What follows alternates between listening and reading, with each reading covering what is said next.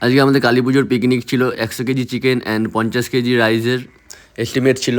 তো এখানে রান্না স্টার্ট হয়ে গেছে আমাদের অলরেডি। আর এখানে কুয়াশা ঢুকে পুরো কালিম্পংয়ের মতো ওয়েদার করে দিয়েছে আমাদের পিকনিক স্পটটাকে।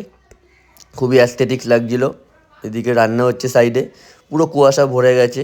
আর কারোর যদি সেকেন্ড হ্যান্ড বাইক লাগে তো কন্ট্যাক্ট করতে পারো আমাদের সাথে, আমরা এটা দিয়ে দেবো যার যেটা লাগবে। বাইক স্কুটি সবই আছে।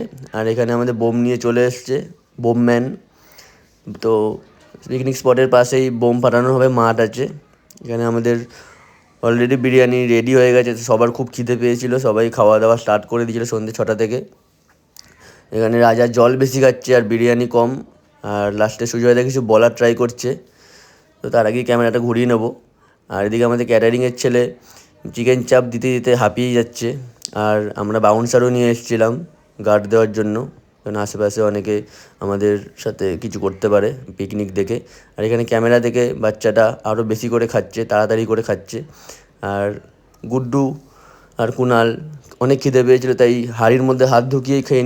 এদিকে আমাদের ঝাঁটা দেওয়ার লোক ঝাঁটা দেওয়া স্টার্ট করে দিয়েছে। সবার মোটামুটি খাওয়া দাওয়া কমপ্লিট। তখন বাজে রাত 3টে, সন্ধ্যে 6টা থেকে স্টার্ট হয়েছে। এখানে আমাদের সবার শেষে বলবো গুড নাইট, হ্যাপি দিওয়ালি, জয় পাওয়ার ইউনিটি।